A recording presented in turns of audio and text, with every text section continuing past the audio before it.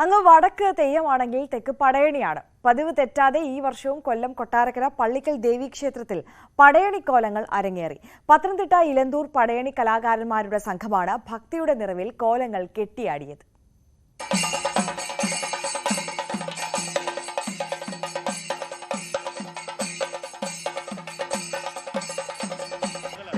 തപ്പ്, കൈമണി, ചെണ്ട തുടങ്ങിയ വാദ്യങ്ങളുടെ അകമ്പടിയിൽ തീച്ചൂട്ടുകളുടെയും പന്തങ്ങളുടെയും വെളിച്ചത്തിലായിരുന്നു പടയണിക്കോലങ്ങൾ തുള്ളിയത്.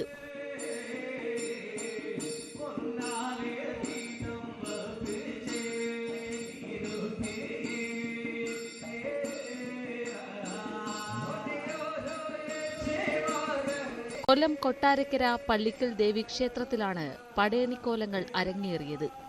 കൗങ്ങിൻ പാളകളിൽ നിർമ്മിച്ച വലുതും ചെറുതുമായ അനേകം കോലങ്ങൾ ക്ഷേത്രമുറ്റത്ത് കെട്ടിയാടി.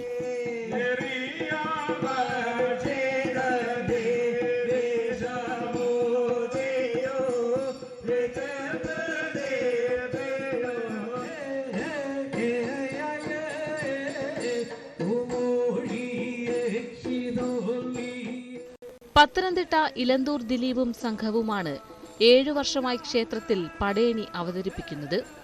പ്രകൃതി ദേവതകളായ പിശാചുകോലവും മറുതാക്കോലവും യക്ഷിക്കോലവും കാലൻകോലവും ഭൈരവിയും പക്ഷിക്കോലങ്ങളും ഇന്ന് ഈ കളം നിറഞ്ഞ് ആടുന്നതായിരിക്കും.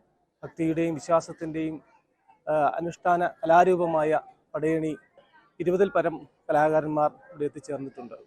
ഗണപതിക്കോലം, യക്ഷിക്കോലം, പക്ഷിക്കോലം, മാടൻകോലം, കാലൻകോലം തുടങ്ങി അമ്മക്കോലങ്ങളും ഉത്സവത്തിന്റെ ഭാഗമായി കെട്ടിയാടി.